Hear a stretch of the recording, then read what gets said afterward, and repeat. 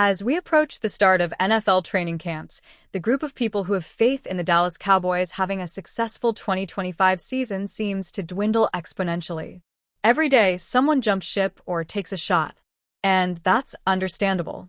The Cowboys seem to be building towards something with consecutive 12-5 seasons in 2022 and 2023 before going fully in the tank in 2024 with a 7-10 record, and they've done little to show they'll be much better this season. Bleacher Report's Alex K. put the Cowboys at the top of his list of NFL teams who could be aggressive sellers at this year's trade deadline, aka teams who will be out of playoff contention by the trade deadline. In K's scenario, if the Cowboys do struggle again, it could lead to a massive rebuild that includes quarterback Dak Prescott taking a seat in favor of second-year quarterback Joe Milton III. With Prescott heading into his age 32 season and coming off a hamstring injury that could lead to further regression, the Cowboys could be farther from a championship than ever, K wrote on June 24th. Given how desperate ownership is to make it back to the biggest stage, it's been 3 decades since Dallas reached the NFC Championship game, let alone the Super Bowl, and a potential replacement for Prescott waiting in the wings in Joe Milton III. It may not be long before the Cowboys elect to initiate a roster overhaul. Prescott's legacy, coming up short in playoffs. Headed into his 10th season as the Cowboys' starting quarterback, Prescott's legacy seems to have 2 main talking points. The first is his pay.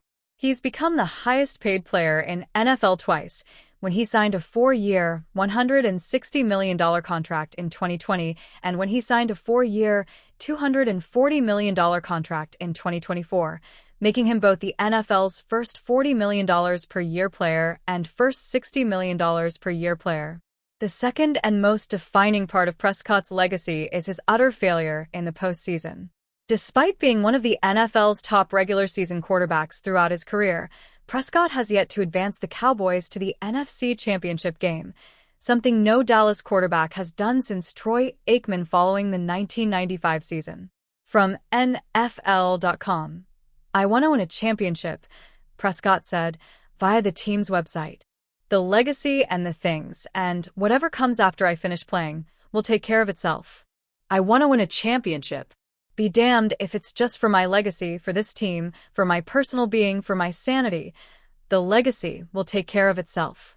I have to stay where my feet are." Unfair criticism of Milton's rookie year. Some of the criticism of Milton before he was traded from the New England Patriots to the Cowboys seems pretty unwarranted and unfairly tarnished his reputation. Mainly, the criticism of Milton for being a locker room problem seemed especially unsavory.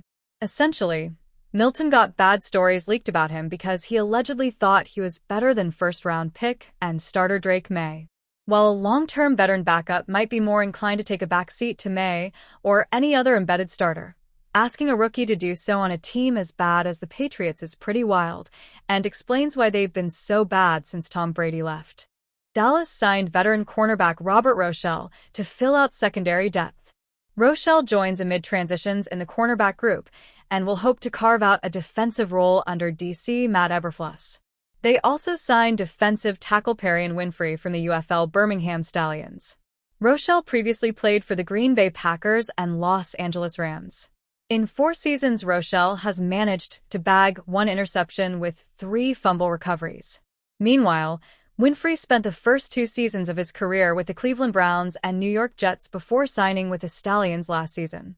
His best season came during his rookie's year, where he registered 1 sack and 22 total tackles for Cleveland. The Cowboys then released defensive tackle Justin Rogers and cornerback Eliaquib Barku to make way for the new free agent signings, making this a 1-for-1 swap at both respective positions. Jess, Winfrey is interesting, a 4th-round pick just 3 years ago by Cleveland. Legal troubles hurt his NFL career in his 2nd season in 2023, but he had a strong showing in the UFL this past spring and is still just 24. He seems like a fit for what Matt Eberflus wants in DTs, so he might be able to push Solomon Thomas for snaps. It's bad news for rookie Tommy Akingbissote, who is already going to be in a fight for a down roster spot. As for Rochell, the Cowboys are his 6th team after just 4 seasons. Sounds like a camp body at best. Brian, I look at both of these signings as a look-see to find out if either Perry Winfrey or Robert Rochelle can improve the depth at DT or CB, both positions with questionable depth right now. Of the two, Winfrey probably has the best shot at earning a roster spot. I wouldn't be surprised, though, if both end up being nothing more than camp bodies. And these two may have to compete with players the Cowboys could add after roster cuts or off the waiver wire. If either make the final 53 roster, I'd be surprised, but not completely shocked. Tom, I am like Brian. I don't see either as being that likely to make the roster. What the signings say to me is that the team is well aware of the lack of depth at the positions and is looking for some straws to grasp. I could see both Winfrey and Rochelle getting bumped from the roster, so the team can add players after the cuts start happening. Winfrey could be a practice squad candidate if he is eligible. Howman, one or both of them might be able to claim a final roster spot, but it would come down to other players not staking their claim in my mind. The Cowboys aren't overflowing with proven options at either position right now, but they do have lots of bodies there, which makes it harder for these late additions to stand out. Will Jake Ferguson make a bounce back from last season's lackluster performance? Jake Ferguson's 2024 season was a frustrating step back for the Cowboys' promising tight end. After his breakout 2023 campaign where he caught 5 touchdowns, he struggled with injuries in 2024. He suffered a knee sprain in Week 1 and a concussion midseason which saw him miss multiple weeks and never found rhythm with backup quarterback Cooper Rush. He finished with just 59 receptions for 494 yards and 0 touchdowns, including only 2 games that exceeded 50 receiving yards. The good news is with Brian Schottenheimer's system and plenty of time to recover, Ferguson should be looking at an improved season this year. If he stays healthy and fully embraces the new playbook, there's real hope he can return to his 2023 form or even exceed it. The Cowboys, too, need that spark. A big bounce back from Ferguson in 2025 could be key to reigniting their offense. Jess, I have a lot of confidence in Ferguson this year. From the beginning, he's passed the eye test as a more dynamic, explosive player at TE than anyone Dallas has had since prime Jason Witten. His 2023 season was no fluke, and that was with Brandon Cooks as a shaky WR2. Remember, Travis Kelce was calling him one of the top young TEs in the game after that year. Now you have George Pickens, meaning defenses will have less ability to account for Ferguson than at any point in his career. I think he goes off in 2025, which will make next year's free agency interesting. Brian, I have absolute 100% confidence Jake Ferguson will bounce back in 2025. Not only is he entering a contract year when a lot of players seem to somehow be at their best, but his job should become much easier with CeeDee Lamb and George Pickens receiving most of the attention in the passing game. I wouldn't be at all surprised if he ends up having the best season of his career and finishing as a top 10 tight end this year. Tom, let me be a contrarian here. I actually hope Ferguson will have a quiet year because CeeDee Lamb and George Pickens absolutely go off, with Jalen Tolbert soaking up most of the rest of the receptions. If Ferguson is used mostly as a third down and end zone option, that would bode well for the state of the offense. Let Dak Prescott rack up the numbers throwing to his wideouts and prosper. Howman, Ferguson is hard to project for me. His rookie year offered glimpses but no real sample size. His second season looked like a budding star. Then, last year was a major regression. I get that he dealt with injuries, but Ferguson's struggles last year went beyond that. With his rookie contract set to expire after the season, Ferguson badly needs to bounce back, but will he? I have no idea. The Dallas Cowboys are never truly irrelevant. They have defied mediocrity year after year. In fact, they have never had a bad season and have consistently remained within the AFC playoff conversation. In today's NFL, however, being competitive is not enough.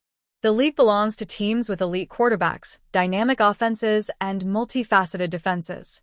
As the Cowboys prepare for training camp, there is a nagging feeling that while they have avoided disaster, they have also avoided greatness.